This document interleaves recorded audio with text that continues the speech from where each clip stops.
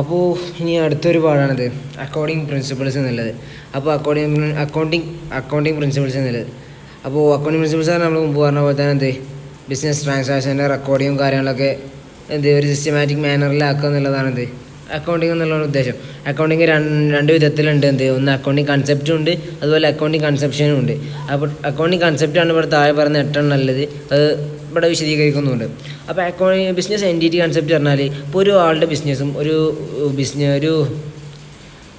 മൊത്തത്തിലുള്ള ബിസിനസ്സും ഇപ്പോൾ ഒരാൾക്ക് വേണ്ടി വാങ്ങിയതും ബിസിനസ്സിന് വേണ്ടി വാങ്ങിയതും രണ്ടും സെപ്പറേറ്റ് ആയിട്ട് കാണാം. ഇപ്പോൾ ഒരു സൈക്കിൾ വാങ്ങി ആർക്ക് സ്വന്തം പേഴ്സണലി ഉപയോഗിക്കാൻ വേണ്ടിയിട്ട് ഒരു ബിസിനസ്സുകാരൻ, ഒരു ഓണർ ഒരു സൈക്കിൾ വാങ്ങിയാൽ പേഴ്സണൽ അക്കൗണ്ട് ആകുന്നത്, അത് പേഴ്സണൽ അസറ്റാണ്. അതുപോലെ തന്നെ ഇനി അത് നമ്മളെ ബിസിനസ്സിന് ആവശ്യമായിട്ട് വേണ്ടി വാങ്ങിയതാണെങ്കിൽ, നമ്മളെ പേഴ്സണൽ യൂസിനല്ലാതെ ബിസിനസ്സിന് വേണ്ടി വാങ്ങിയതാണെന്നുണ്ടെങ്കിൽ അത് വരിക, ആ ഒരു പൈസകൾ നേരെ ബിസിനസ്സിൻ്റെ അക്കൗണ്ട്സിലാണ് വരിക.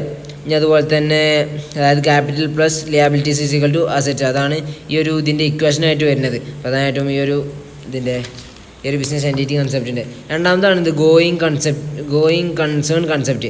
അത് പറഞ്ഞാൽ ഒരു ഫിനാൻഷ്യൽ ഒരു വർഷത്തിൽ ഇപ്പോൾ തുടർന്നു കൊണ്ടിരിക്കുന്ന നിയമങ്ങൾ, ഇപ്പോൾ ഒരേ സാധനം എല്ലാ വർഷവും ഇങ്ങനെ തുടർന്ന് പോരുന്ന ഒരു സിസ്റ്റമാണ്. Will continue the exist in the near future.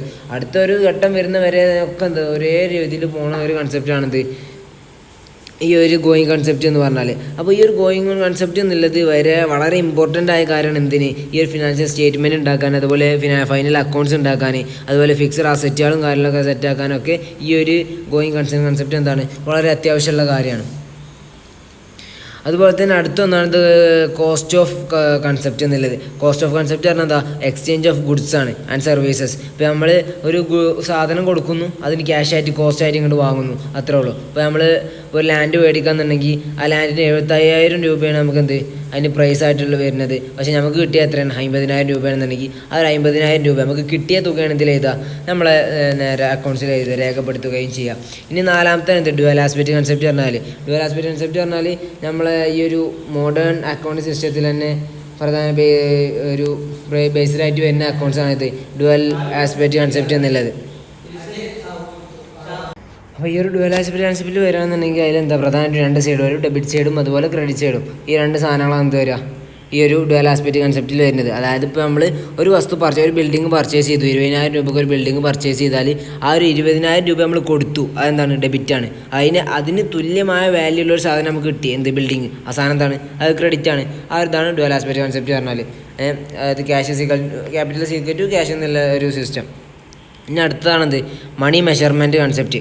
Money measurement concept പറഞ്ഞാൽ നമ്മൾ ഈ ഒരു കൺസെപ്റ്റ് അനുസരിച്ച് നമ്മളെല്ലാ അക്കൗണ്ടിങ്ങും ഈ ഒരു എക്സ്പ്രസ് ചെയ്യാൻ കഴിയുക ഈ ഒരു മണി മെഷർമെൻറ്റിലൂടെയാണ് നമ്മൾ ഈ ഒരു അക്കൗണ്ടിങ്ങും കാര്യങ്ങളൊക്കെ ചെയ്യാൻ പറ്റുക, എക്സ്പ്രസ് ചെയ്യാൻ കഴിയുക.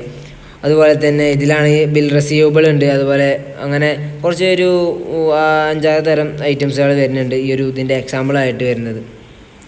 അതായത് നമ്മളെ ഒരു medium of exchange, money measurement അങ്ങനെ ചെയ്യുക ഒരു മീഡിയം ഓഫ് എക്സ്ചേഞ്ചിലൂടെയാണ്. അപ്പോൾ എന്തെങ്കിലും ഗുഡ്സ് അതുപോലെ സർവീസ് കാരണം കൊണ്ട് തന്നെ നമ്മൾ പണം കൊടുക്കുക, അല്ലെങ്കിൽ വേറെ എന്തെങ്കിലും എക്സ്ചേഞ്ചിൽ നമുക്ക് പണം ലഭിക്കുക എന്നുള്ളത്. ആ ഒരു സംഭവത്തെയാണ് ഇവിടെ മണി മെഷർമെൻറ്റ് കൺസെപ്റ്റ് എന്ന് പറയുന്നത്. ഇനി തന്നെ അക്കൗണ്ടിങ് പീരീഡ് കൺസെപ്റ്റ് എന്ന് പറഞ്ഞാൽ, അക്കൗണ്ടിങ് പീരീഡ് കൺസെപ്റ്റ് പറഞ്ഞാൽ തന്നെ നമുക്കറിയുന്ന പോലെ തന്നെ ഒരു നിശ്ചിത കാലയളവിൽ നമ്മുടെ ഒരു ബിസിനസ്സിന് എന്തൊക്കെ പ്രോഫിറ്റാണ് ഉണ്ടായത്, അത് ലോസാണ് ഉണ്ടായത്, ആ ഒരു കൺസെപ്റ്റ് നോക്കലാണ്, ആ ഒരു പൊസിഷൻ നോക്കലാണെന്ത് ഈ ഒരു അക്കൗണ്ടിങ് പീരീഡ് കൺസെപ്റ്റ് എന്ന് പറഞ്ഞാൽ. അതായത് പ്രധാനമായിട്ട് ഈ ഓണേഴ്സിന്, ക്രെഡിറ്റേഴ്സിന്, ഇൻവെസ്റ്റേഴ്സിന്, അതായത് ഗവൺമെൻറ് ഡിപ്പാർട്ട്മെൻറ്റുകൾക്ക് കൂടുതലായിട്ടും ഈ ഒരു ഇയർ എൻഡ് ഒരു കൊല്ലത്തിന് അവസാനം ഒരു സ്പെസിഫിക് ഫിനാൻഷ്യൽ പൊസിഷൻ അറിയേണ്ടി വരും. പ്രോഫിറ്റബിൾ ആണോ അതോ ലോസ് ആണോ എന്നുള്ള കാര്യം. അത് ഒന്നെങ്കിൽ 1 ഇയർ ആക്കണം, അല്ലെങ്കിൽ 6 മന്ത്, ആ ഒരു ലെവലിലൊക്കെ ആയിരിക്കും ആ ഒരു കൺസെപ്റ്റ് വരിക. ഇനി അടുത്താണ് റിയലൈസേഷൻ കൺസെപ്റ്റ്. ഈ റിയലൈസേഷൻ കൺസെപ്റ്റിൽ പ്രധാനമായിട്ട് വരും റവന്യൂ ഐറ്റംസ് ആണ്. റവന്യൂ പറഞ്ഞാൽ ഇപ്പോൾ അതിൽ റെസിപ്റ്റ് ഓഫ് ഓർഡർ, അതിലൊരു 4 സ്റ്റേജ് വരുന്നുണ്ട്. റെസിപ്റ്റ് ഓഫ് ഓർഡേഴ്സ്, അതുപോലെ production of goods, dispatch of goods, അതുപോലെ റെസിപ്റ്റ് ഓഫ് മണി. അങ്ങനെ ഒരു 4 ടൈപ്പ് ഓഫ് രീതികൾ ഈ റിയലൈസേഷൻ കൺസെപ്റ്റ് വരുന്നുണ്ട്. ഇത് പ്രധാനമായിട്ടും സെയിൽസ് ഓഫ് പ്രൊഡക്ട്സ് സെയിൽ ചെയ്യുക, അല്ലെങ്കിൽ റെൻറ്റിങ് ഓഫ് സർവീസസ്, ഈ സംഭവങ്ങളൊക്കെയാണ് ഇതിൽ വരിക, ഈ റിയലൈസേഷൻ കൺസെപ്റ്റിൽ വരിക. ഇനി അടുത്ത എന്താണ്, matching of cost and revenue കൺസെപ്റ്റാണ്. അപ്പോൾ ഈ ഒരു കൺസെപ്റ്റിൻ്റെ മെയിൻ ലക്ഷ്യം എന്താ വെച്ചാൽ ബിസിനസ്സിന് പ്രോഫിറ്റ് ഉണ്ടാക്കുക എന്നുള്ളതാണ്. അതായത് റവന്യൂ വെച്ചിട്ട് എന്ത് ചെയ്യുക, ആ റവന്യൂവിൻ്റെ അതേ റേറ്റിൽ എന്ത് ചെയ്യുക, ഈ ഒരു പ്രൊഡക്റ്റിന് കോസ്റ്റും കാര്യങ്ങളും നൽകുക. അപ്പോൾ ആ ഒരു സെയിൽസിൻ്റെയും അതുപോലെ കോസ്റ്റ് ഓഫ് പ്രൊഡക്റ്റിൻ്റെയും ഡിഫറൻസ് നോക്കി നമുക്ക് എന്ത് ചെയ്യാൻ പറ്റും, ആ ഒരു പ്രോഫിറ്റബിൾ ആണോ എന്നുള്ളത് അറിയാൻ പറ്റും. അപ്പോൾ നമ്മളെ കോസ്റ്റിനെ കോസ്റ്റ് ഓഫ് പ്രൊഡക്ഷനേക്കാൾ എന്തുണ്ടാവും, ഈ സെയിൽസിൽ റേറ്റ് ഉണ്ടാകുമ്പോൾ എന്തുണ്ടാവും, പ്രോഫിറ്റ് ഉണ്ടാവും. ഇല്ലാന്നുണ്ടെങ്കിൽ എന്താ കാരണം ലോസ് ആയിരിക്കും വരിക. ഇനി അടുത്തൊരു ഘട്ടമാണെന്ത്, അടുത്തൊരു സെക്ടറാണെന്ത്, അക്കൗണ്ടിങ് കൺവെൻഷൻ എന്ന് പറഞ്ഞാൽ ഒരു 4 തരം കൺവെൻഷനാണ്. കൺവെൻഷൻ ഓഫ് ഡിസ്ക്ലോസ് ഉണ്ട്, കൺവെൻഷൻ ഓഫ് കൺസിസ്റ്റൻസി ഉണ്ട്, കൺവെൻഷൻ ഓഫ് കൺസർവേഷൻ ഉണ്ട്, കൺവെൻഷൻ ഓഫ് മെറ്റീരിയലിറ്റി ഉണ്ട്. ഇനി ഇതിൽ ഫസ്റ്റത്തെ ഒന്നാണിത് കൺവെൻഷൻ ഓഫ് ഡിസ്ക്ലോസ് പറഞ്ഞാൽ, അതായത് ഇപ്പോൾ ഷെയർ ഹോൾഡേഴ്സ് അല്ലെങ്കിൽ പബ്ലിക്കിനൊക്കെ അറിയാൻ വേണ്ടിയിട്ട് എല്ലാ ഇമ്പോർട്ടൻറ്റ് ടാക്സുകൾ അതുപോലെ ഫൈനാൻഷ്യൽ സ്റ്റേറ്റ്മെൻറ്റ് വഴിയൊക്കെ എന്ത് ചെയ്യുക, അത് ആ ഷെയർ ഹോൾഡേഴ്സിന് അല്ലെങ്കിൽ പബ്ലിക്കിന് എന്ത് ചെയ്യുക, എത്തിച്ചു കൊടുക്കുക എന്നുള്ളതാണ് കൺവെൻഷൻ ഓഫ് ഡിസ്ക്ലോസ് എന്ന് പറഞ്ഞാൽ. ഇനി അടുത്തത് കൺവെൻഷൻ ഓഫ് കൺസിസ്റ്റൻസി എന്ന് പറഞ്ഞാൽ എന്താ കാര്യം, ഒരു ഇയറിൽ നമുക്ക് യൂസ് ചെയ്യാൻ പറ്റുന്ന സെയിം അക്കൗണ്ടിങ് മെത്തേഡ് എന്ത് ചെയ്യുക, അതേമാതിരി പ്രിൻസിപ്പളും നെക്സ്റ്റ് ഇയറിലും അടുത്തൊരു ഇയറിലും എന്ത് ചെയ്യുക, ഉപയോഗിക്കുക. എന്നാലേ ആ ഒരു കോമ്പിനേഷൻ, ഒരു കമ്പാരിസൺ ചെയ്യാൻ നമുക്ക് പറ്റുള്ളൂ. ഈ ഒരു പ്രിൻസിപ്പിൾ വെച്ചിട്ട് ഈ വർഷം എത്ര പ്രോഫിറ്റ് ഉണ്ടാക്കി, അതേ സെയിം പ്രിൻസിപ്പിൾസും അതുപോലെ മെത്തേഡ്സും വെച്ചിട്ട് അടുത്ത നെക്സ്റ്റ് ഇയർ നമുക്ക് എത്ര പ്രോഫിറ്റ് ഉണ്ടാക്കി എന്നുള്ളതൊക്കെ ഈ ഒരു കൺവെൻഷൻ കൺസെപ്റ്റിലൂടെയാണ് നമുക്ക് എന്ത് ചെയ്യാൻ പറ്റുക, കൺസർവേഷനിലൂടെയാണ് നമുക്ക് ചെയ്യാൻ പറ്റുക. ഇനി മൂന്നാമത്തെ ഒരു സാധനത്തെ കൺവെൻഷൻ ഓഫ് കൺസർവേഷൻ എന്നുള്ളത്, അതായത് മുൻകൂട്ടി മാറ്റി വെക്കുക എന്നുള്ളത്. ഒരു അക്കൗണ്ടൻറ്റിൻ്റെ ഫിനാൻഷ്യൽ റെക്കോർഡ് ചെയ്യുമ്പോൾ എന്ത്, അതിൽ ബാക്കി വരുന്ന ലോസ് വരുന്നതൊക്കെ പ്രതീക്ഷിച്ചിട്ട് ഒരു പ്രൊവിഷൻ എന്താ മാറ്റി വെക്കുക. ഇപ്പോൾ നമ്മളൊരു ബിസിനസ് തുടങ്ങുമ്പോൾ തന്നെ അതിൽ ഫസ്റ്റ് എന്ത് ചെയ്യുക, കുറച്ചൊരു പ്രൊവിഷൻ, കുറച്ച് പാർട്ട് എന്ത് ചെയ്യാം, നമ്മൾ ലോസ് വരുമെന്ന് പ്രതീക്ഷിച്ചുകൊണ്ട് എന്ത് ചെയ്യുക, മാറ്റി വെക്കുക. ഇനി അഥവാ പ്രോഫിറ്റാണ് വന്നതെങ്കിൽ ആ പ്രോഫിറ്റിലേക്ക് എന്ത് ചെയ്യുക, നമ്മൾ എടുത്ത് വെച്ച പ്രൊവിഷൻ എന്ത് ചെയ്യുക, നേരെ ചേർത്തിട്ട് അക്കൗണ്ടിൽ രേഖപ്പെടുത്തുക. ഇനി നാലാമത്താണ് എന്ത്, കൺവെൻഷൻ ഓഫ് മെറ്റീരിയലിറ്റി.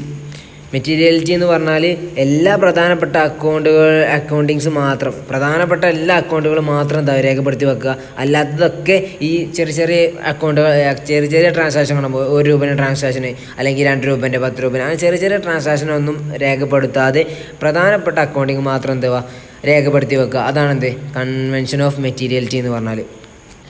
അപ്പോൾ ഇനി ഇൻ്റർനാഷണൽ അക്കൗണ്ട് സ്റ്റാൻഡേർഡിൽ പറയുന്നത് എന്താ വെച്ചാൽ, നമ്മളെ ഇൻ്റർനാഷണൽ എങ്ങനെയാണ് ഈ അക്കൗണ്ടിങ് സിസ്റ്റം അത് വളർന്നു വന്നത് എന്നുള്ളതിനെ കുറിച്ചാണ്.